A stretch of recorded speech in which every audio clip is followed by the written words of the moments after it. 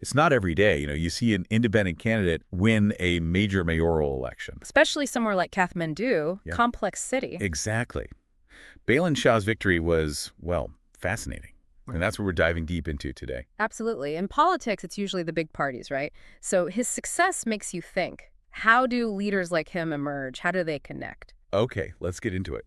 We've gathered quite a bit for this deep dive looking at Balen Shah's whole journey. From the beginning, like birth, early days. Yeah, birth, early life, right up to being mayor, and even what he might do next.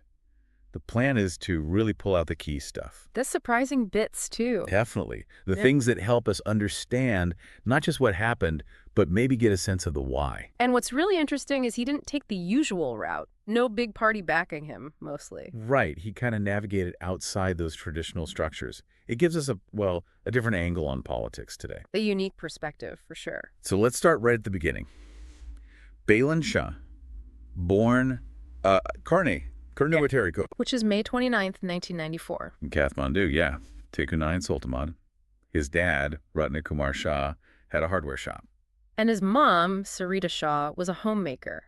Seems like a, pretty standard background. On the surface, maybe. But were there early signs? Things that pointed towards, well, where he ended up? Well, his family life might seem ordinary, but look at his school days. He was district first in grade 5. Oh, really? Yeah, apparently won a 5,000 rupee prize too, that kind of thing. So early on, it suggests focus, drive. Okay. And he kept that up. Seems so. Went to Shanti Vidyapeeth for his SLC, then Tribhuvan University for a science degree. So definitely a pattern of, sticking with his studies. Solid academic record then. But here's a curveball, something I found really interesting. What's that? He was apparently really into football back in college. No kidding. Yeah. There's even a story about him scoring a hat trick in a match. Huh. Academics and sports? That's quite a mix. It makes you wonder, doesn't it, how those different things, the books, the football pitch, maybe shaped his, leadership style later. That's a good point. Team sports, they teach you things, right? Teamwork, strategy, resilience. Perseverance, yeah. Skills you definitely need in politics. Totally transferable. It paints a more rounded picture of him growing up. Exactly. Yeah. Okay, let's shift gears a bit. His personal life. Married Swikriti Shrestha in 2078. Right. They met at some social event and live in Buthanil Kantha now. Seems like family is a big anchor for him. Sounds like it. They have a son, Aditya. Apparently, becoming a father really brought a positive change for him, a new perspective. Yeah, understanding that personal side, the support system, it often gives you context for how leaders operate under pressure. For sure. And didn't he say something specific about his wife? He did. We have this quote. He's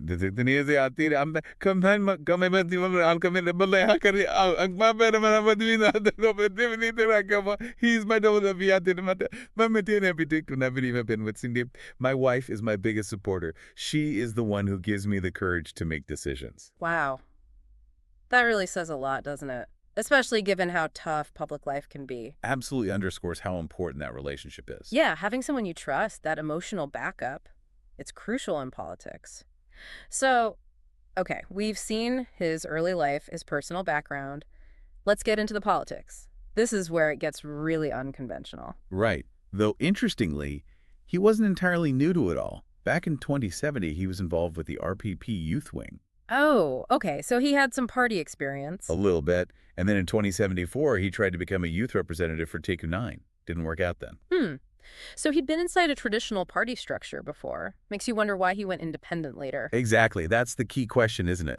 Maybe he saw how things worked from the inside, the limitations. Could be. Or maybe just felt disillusioned, thought he could connect better with people directly without a party label. Makes sense. And his strategy for the 2079 mayoral election was, well, pretty smart. Yeah. Especially the social media part. Oh, yeah, that was huge. Getting over 100,000 followers online, that's a direct line to voters. Bypassing the usual media gatekeepers. What do you think made his online stuff click? Hard to say for sure. Maybe he sounded more authentic, less like a typical politician, or maybe people just felt he was talking directly about their issues. It wasn't just online clicks, right? No, definitely not. He built up this network of young volunteers. The ground game, door-to-door campaigning. Exactly. That mix, the digital reach plus the face-to-face stuff, seems like it was really effective. Modern meets traditional. A multi-pronged approach, like you said, Yeah. recognizing you need both. Mm-hmm. And then there was the slogan, Ah, yes, like a panaka. I will return Kathmandu. Simple, powerful. Very evocative. Taps into that feeling of wanting things to be better, maybe restoring something lost. Yeah, clearly hit a nerve. Cut through all the usual election noise. Memorable, relatable. That's key for a slogan. And the result? Hmm. Pretty decisive. Landslide might be too strong, but a big win. 61,767 votes. Mayor. That's a strong mandate, especially for an independent. What does that tell you about the mood in Kathmandu, then? Well, it suggests voters were ready for something different, maybe. Willing to look past the established parties. Could be some dissatisfaction there, a feeling that maybe an outsider could bring fresh ideas, actual solutions. So, okay, Oh. he wins. He's in office. What happens next? Those first 100 days often set the tone. They do. And his seemed pretty action-packed. A big focus on immediate, visible stuff. Like the waste management system. Exactly. Kicking off that SMART system, working with Japan on it. Smart, meaning. Probably using technology like forever collection routes, sorting, processing. Waste is such a basic city problem. Tackling it fast sends a signal. Definitely. And then the other big visible thing, going after illegal structures. Yeah, that caused a stir. Reports of over 150 buildings demolished. That's a very assertive move. What was the thinking there, beyond just enforcing the rules? Well, probably reclaiming public space, making the city look better, maybe showing he meant business about the rule of law. But actions like that, they're complicated. Impact on people, questions about process. For sure. And he got criticized for it, didn't he? People called him ruthless. He did. But he pushed back. Had that quote, Giddy's cray. Hiogajuke, Agajuke, Wapuhume. The law must be strict, otherwise the city won't survive. Pretty clear stance. Reveals a lot about his approach to leadership. Yeah, it points to a philosophy where, rules are rules. Enforcement is key for the city's health, even if it means making unpopular decisions, Yeah. sort of no-nonsense style. And besides cleanup and demolitions, he also started looking at transport. Work began on smart traffic lights, even looking into building bypasses. Those are bigger, longer-term things, tackling Kathmandu's infamous traffic. Exactly. Shows he's thinking beyond just the quick fixes, looking at strategic infrastructure-level changes to improve daily life. So looking even further out, what's the big picture, his long-term vision? He's apparently set a really ambitious goal, wants to make Kathmandu a smart city by 2085. Wow. 2085, that's a long way off. What does smart city even mean in this context?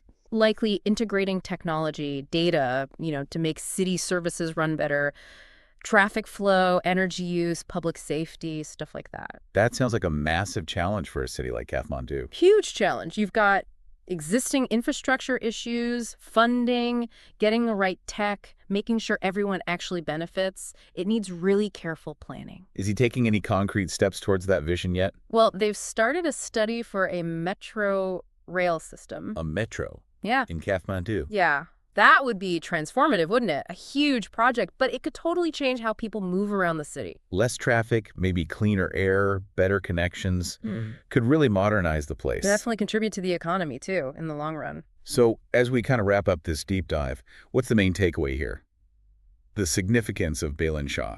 I think the source material summed it up quite powerfully, that quote. Ashibo shikana wakana chiba. Yeah, the Sancha Karamagina, Kona, Konone Konakona, Dole America Carbutiera, the Sashipo Lukunichara, who ematem sipopli. Also come a church of Flocromajiba, Yeneponaka, Yabor Comerico Pompo Comasosar. Which translates to... Balen Shah is no ordinary person.